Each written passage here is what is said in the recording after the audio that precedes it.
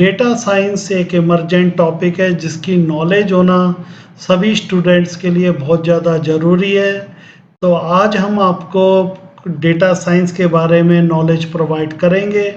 Data science क्या होता है, कैसे वर्क करता है, तो आइए स्टार्ट करते हैं। डेटा साइंस एक मल्टी डिसिप्लिनरी फील्ड है जिसके अंदर नॉलेज को एक्सट्रैक्ट किया जाता है।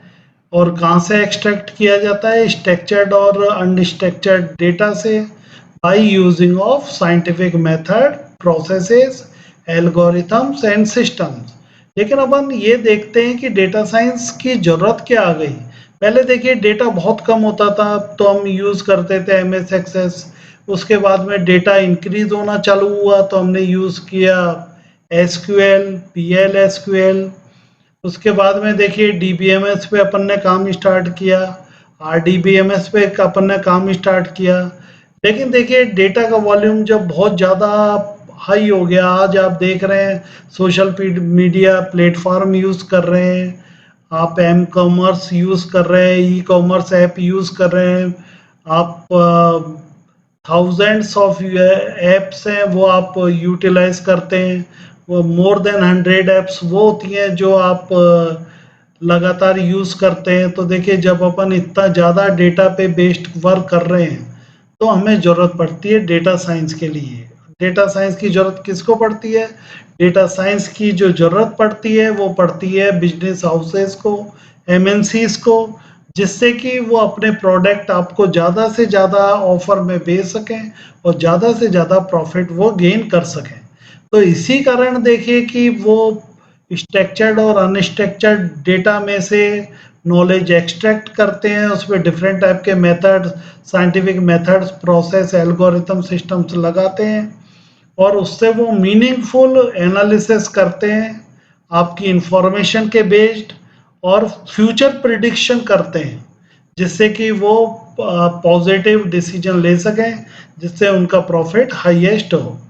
और इसके लिए देखिए mathematics, statistics, computer science, domain expertise का यूटिलाइजेशन किया जाता है। Analysis and interpret complex data set और सिंपल डेटा सेट। मीन्स इसके अंदर देखिए डेटा सेट आपके कॉम्प्लेक्स भी हो सकता है, सिंपल भी हो सकता है, उसको इंटरप्रेट किया जाता है और उसे एनालाइज किया जाता है।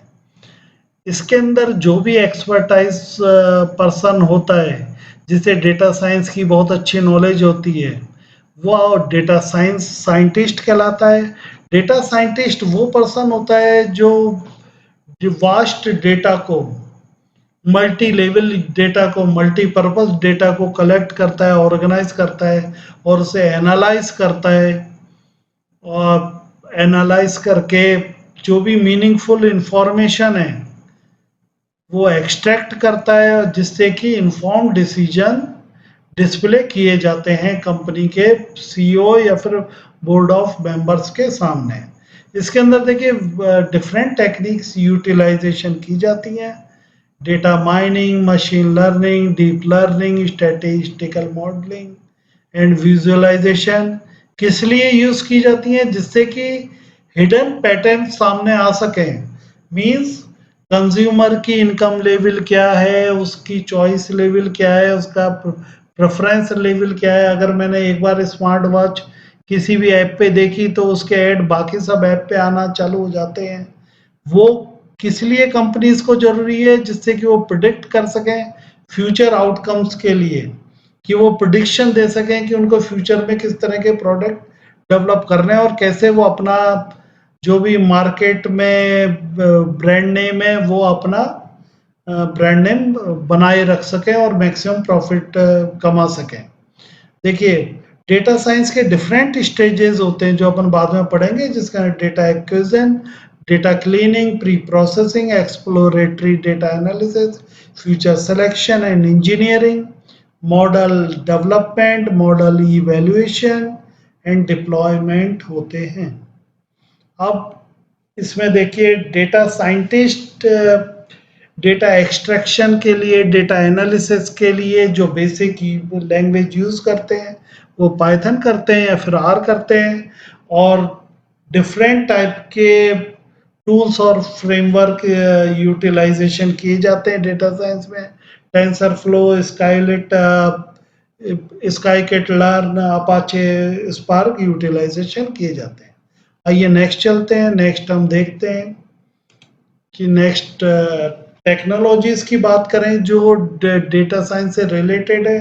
तो देखिए मेनली 4 टेक्नोलॉजीज डेटा साइंस से रिलेटेड होती हैं, फिर डेटा साइंस जिस पे डिपेंड होता है। First artificial intelligence. Artificial intelligence, deep learning, machine learning की अगर अपन बात कर रहे हैं तो वो आर्टिफिशियल इंटेलिजेंस से रिलेटेड है। और प्रिडिक्टिव और प्रिस्क्रिप्टिव एनालिसिस जिसके बारे में आपको डिटेल में बताया जाएगा, वो देखिए एआई के थ्रू ही परफॉर्म किए जाते हैं।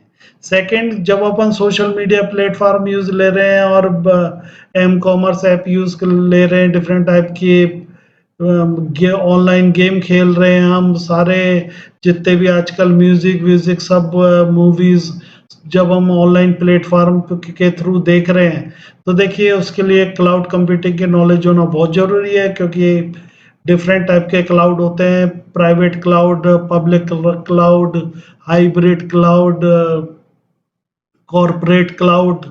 तो वो देखिए जितने भी टाइप के क्लाउड होते हैं उनकी नॉलेज होना जरूरी होती है, और डेटा एनालिसिस के लिए और एडवांस डेटा एनालिसिस के लिए क्लाउड कंप्यूटिंग का यूज किया जाता है। Next IoT. आगे देखिए आईओटी बहुत इंपॉर्टेंट कॉन्सेप्ट है। जिस तरह से अपन इंटरनेट पे या फिर वेबसाइट पे या फिर ऐप पे बेस्ड होते हैं, तो डिफरेंट टाइप के गैजेट के थ्रू डिफरेंट टाइप के वर्क किए जाते हैं। इसी तरह देखिए कंपनीज भी इंफॉर्मेशन डिफरेंट गैजेट्स के थ्रू इंफॉर्मेशन को कलेक्ट करती है और उसको डेटा साइंस में यूटिलाइजेशन किया जाता है। Next quantum computing. अगर क्वांटम की बात करें तो देखिए ये फिजिक्स का वर्ड है, लेकिन आजकल क्वांटम कंप्यूटिंग का यूटिलाइजेशन किया जाता है सोफिस्टिकेटेड क्वांटिटेटिव एल्गोरिथम को डेवलप करने के लिए, उसे मैनेज करने के लिए, उसे यूटिलाइज करने के लिए, जिससे data scientist accurate knowledge extract कर पाते हैं, कलेक्ट कर पाते हैं, जिसके थ्रू डेटा एनालिसिस किया जाता है। इसके बाद देखिए प्रोग्रामिंग लैंग्वेज। जैसे मैंने आपको बताया था कि डेटा साइंस के लिए बेसिक 2 टाइप्स की प्रोग्रामिंग लैंग्वेज होती हैं, पाइथन एंड आर। पाइथन की बात करें तो देखिए एआई में भी पाइथन ही यूज की जाती है। और यूज क्यों की जाती है? क्योंकि इसके अंदर देखिए लाइब्रेरी इसकी बहुत वास्ट है, और इसके अंदर देखिए इनबिल्ट लाइब्रेरी या फिर एक्सटेंसिव लाइब्रेरी काफ़ी ज़्यादा यूटिलाइज की जाती है। और ये पाइथन कई मीन्स वेरियस टाइप्स के फ्रेमवर्क और टूल प्रोवाइड करती है, जैसे नमपाई हो गया, पांडास हो गया, स्काईकिट लर्न हो गया, टेंसर फ्लो हो गया, पाई टॉर्च हो गया, और भी डिफरेंट टाइप के जो अपन अनाकोंडा हो गया, जुपिटर हो गया, जो अपन यूटिलाइज करते हैं, लेकिन उनके फील्ड अलग होते हैं। सेकेंड लैंग्वेज है आर लैंग्वेज। ये स्टैटिस्टिकल प्रोग्रामिंग लैंग्वेज है, जिसके अंदर रिच टूल अवेलेबल है, analytical tool, visualization tool available है, जिनके थ्रू अपन complex data set, structured data set, unstructured data set, train data set, untrain data set, different type के जो डेटा सेट होते हैं उस पर एनालिसिस एंड विजुअलाइजेशन वर्क कर सकते हैं। और इसके अंदर भी देखिए डिफरेंट मॉडल्स अवेलेबल हैं जो इसके मैनिपुलेशन को सपोर्ट करते हैं। अगर अपन बात कर रहे हैं डेटा मैनिपुलेशन और एनालिसिस के लिए, तो हम देखिए इसके अंदर पांडास फ्रेमवर्क यूज करते हैं। ये high performance data manipulation and analysis framework है, टूल है, जिसके अंदर डिफरेंट टाइप के डेटा स्ट्रक्चर को डिफरेंट टाइप के फंक्शन इम्प्लीमेंटेशन के बाद में जो एनालिसिस है वो उसके लिए डेटा को मैनिपुलेट करके तैयार किया जाता है। तो ये देखिए पांडास है। Next SQL. देखिए एसक्यूएल बहुत पुराना कॉन्सेप्ट है जो आपके यूटिलाइज हो रहा है। एसक्यूएल अगर आप डीबीएमएस पढ़ रहे हैं तो आप प्रैक्टिकल वर्क एसक्यूएल से स्टार्ट करते हैं, जो भी क्वेरी क्रिएशन होता है, क्वेरी मैनेजमेंट होता है, वो सारा एसक्यूएल पे डिपेंड करता है, जिसके अंदर डेटा साइंटिस्ट क्वेरी को एक्सट्रैक्ट करना, ट्रांसफॉर्म करना, इसके लिए यूटिलाइजेशन। लेकिन आजकल एसक्यूएल का यूटिलाइजेशन काफ़ी कम हो गया है। No SQL and other languages introduce हो गई हैं। नेक्स्ट वीडियो में हम आगे पढ़ेंगे। Thank you.